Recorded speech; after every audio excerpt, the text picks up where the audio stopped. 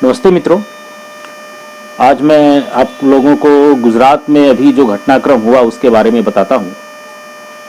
आप नोट कर लीजिए, नितिन भाई पटेल मुख्यमंत्री बनेंगे, ये कन्फर्म है। और उनका नाम रेस में सबसे आगे और उनका नाम करीब करीब कन्फर्म है। दरअसल गुजरात में पाटीदार अनामत आंदोलन यानी जो पटेल आंदोलन था, उसके बाद काफ़ी घटनाक्रम बदले हैं।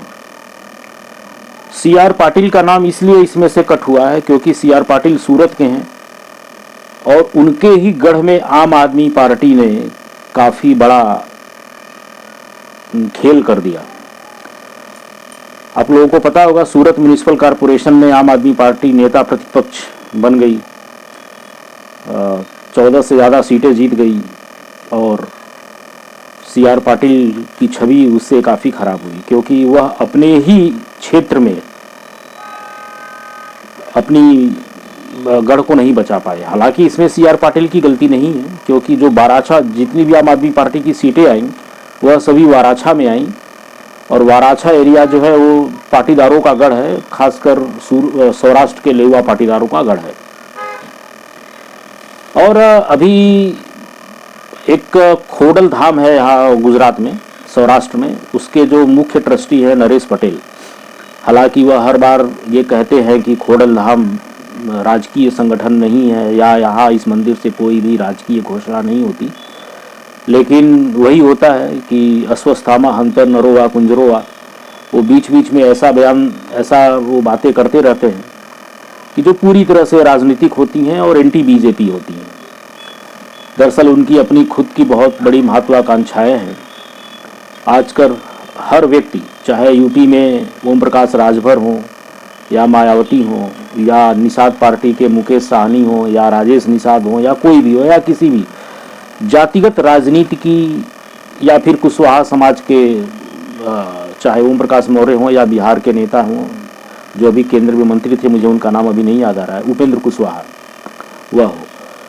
तो हमारे भारत देश की सबसे बड़ी विडंबना ये है कि व्यक्ति अपने जाति के दम पर, अपने जाति के लोगों को बरगला कर अपना एक राजनीतिक जमीन तैयार कर लेता है।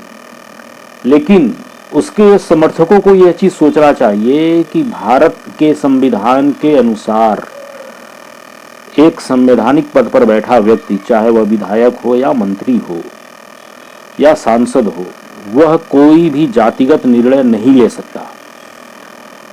तो फिर अपने जाति के लोगों को लोग चुनते ही क्यों है, मुझे आज तक समझ में नहीं आया।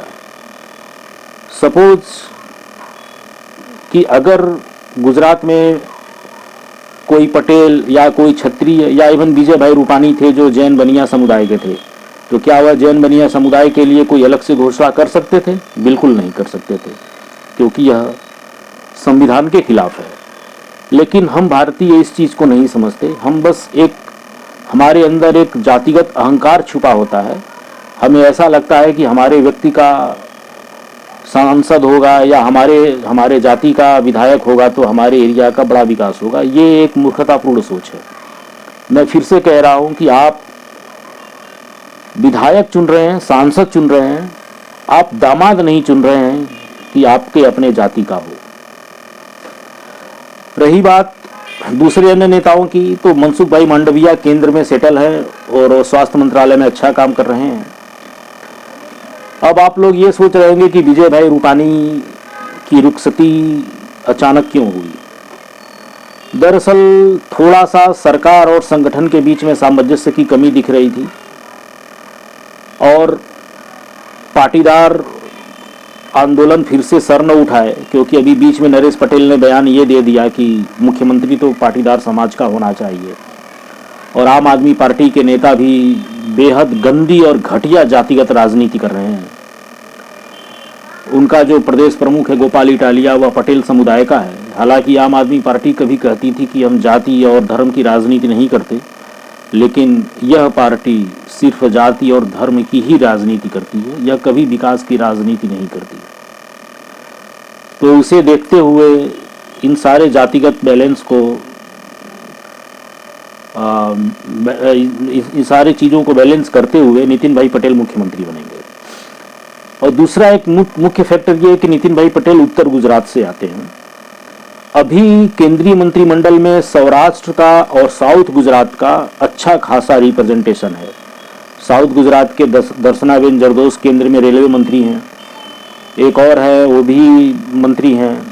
CR पाटिल साउथ गुजरात के हैं, वो प्रदेश प्रमुख हैं। सौराष्ट्र के तो केंद्रीय मंत्रिमंडल में भरे पड़े हैं, चाहे वो मनसुख भाई मांडविया हो, पुरुषोत्तम भाई रूपाला हो, सब वहाँ पे मंत्री हैं। केवल उत्तर गुजरात एक ऐसा एरिया था जहाँ का राजनीतिक प्रतिनिधित्व काफी कम हो चुका था। तो नितिन भाई पटेल को मुख्यमंत्री बनाने से दोनों समीकरण फिट हो जाएंगे, यानी उत्तर गुजरात के लोग जो कहते हैं कि उनके साथ अन्याय हुआ वह भी सेटिस्फाइड हो जाएगा, प्लस नितिन भाई समुदाय पाटीदार समुदाय से आते हैं, बेहद पढ़े लिखे हैं, उनको मंत्रिमंडल में कैबिनेट मंत्री का बहुत लंबा अनुभव है।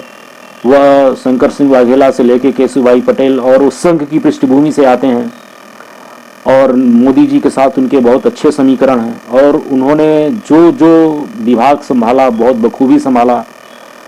अधिकारियों पर उनकी कंट्रोलिंग बहुत अच्छी है। वही व्यक्ति मंत्री सफल मंत्री कहा जाएगा जो बेलगाम अधिकारियों पर लगाम लगाए। जिस मंत्री ने, वह चाहे मुख्यमंत्री हो कैबिनेट मंत्री हो, अगर वह अधिकारियों पर लगाम लगा दिया तो वह सफल माना जाएगा। क्योंकि भारत के ब्यूरोक्रेसी की सबसे खराब बात यह है